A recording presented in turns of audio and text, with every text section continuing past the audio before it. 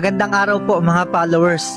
Dumating na po yung aking mga order. Napakarami pong dumating po na aking order, no? Ito po mga followers ay naglalaman ng 80 pirasong banig at 80 pirasong mga kumot. Ito po mga followers ay binigay po sa atin ng mabait na sponsor from Toronto, Canada. Marami pong salamat Kuya John Ignacio. Ito po mga followers ay ibibigay po nating tulong doon sa isang village na kung saan nung una nagbigay po tayo ng solar light at ng kulambo sa 60 family.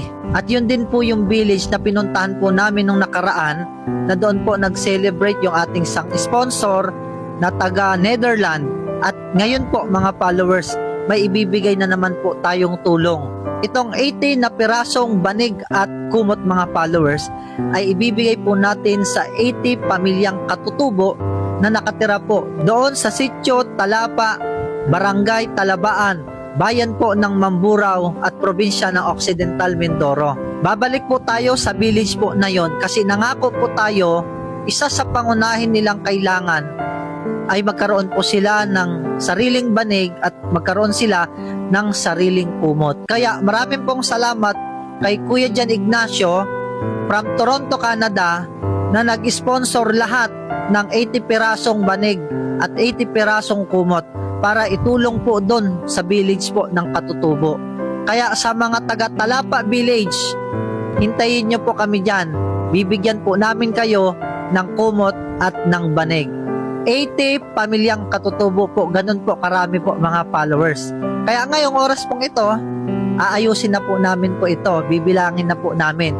Sa susunod na linggo, pupuntahan na po namin.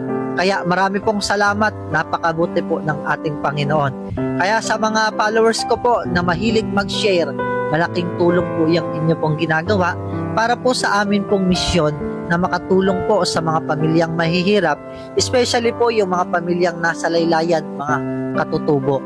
Kaya ano pang hinihintay? Uumpisahan na po namin to bilangin para maging ready po kami pagpunta po namin po doon. Napakabait po mga followers ni Kuya John Ignacio. Kasi po, ito pong 80 pirasong banig at 80 pirasong kumot, nagbigay po siya ng halagang 40,000. Yung sobra ilalagay po natin sa feeding program.